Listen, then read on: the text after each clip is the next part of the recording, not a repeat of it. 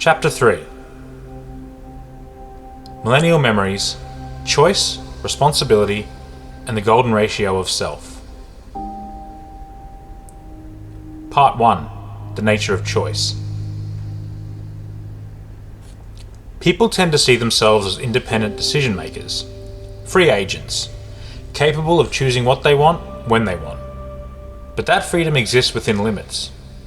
Every decision is shaped by something that came before it.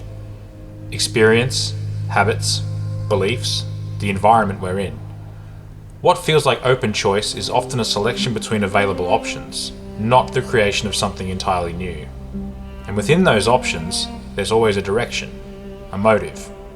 We don't act without reason. Even small decisions, what to say, what to do, what to avoid, are guided by something internal. A preference, a discomfort, an expectation.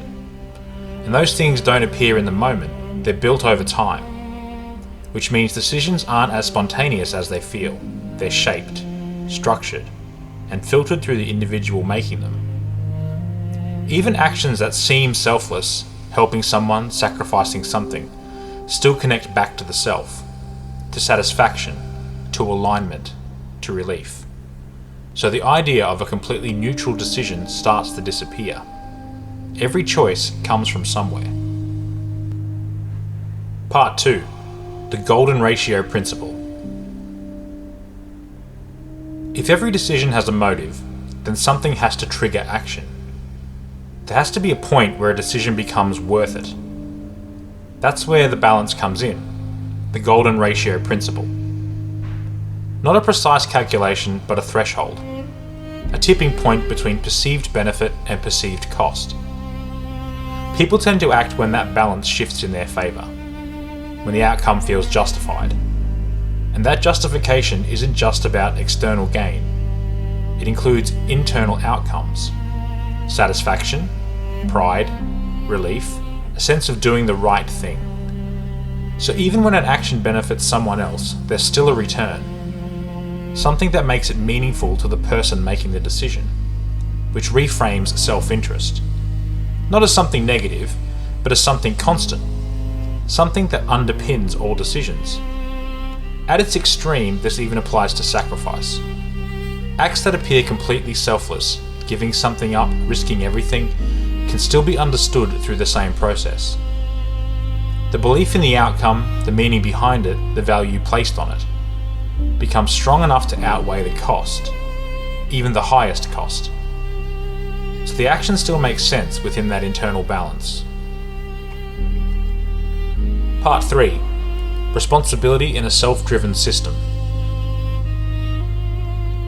If decisions are shaped by internal balance and influenced by things we don't always see, then what happens to responsibility? Because choice isn't completely free, but it isn't absent either. We operate within constraints, but we still make decisions, and those decisions still have consequences, so responsibility shifts. It's no longer about complete control, it's about ownership.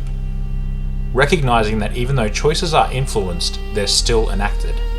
They still have impact, and they still belong to the person making them. The presence of self-interest doesn't remove accountability. If anything, it reinforces it. Because just because something feels justified doesn't mean it leads to the right outcome. The internal balance can be flawed, shaped by bias, emotion, short-term thinking. So awareness becomes critical, not to remove self-interest, but to understand it, to question it, to refine it.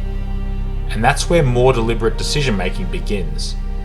Not by pretending we're neutral, but by recognizing that we are not. Conclusion. What starts as a question about choice becomes something deeper.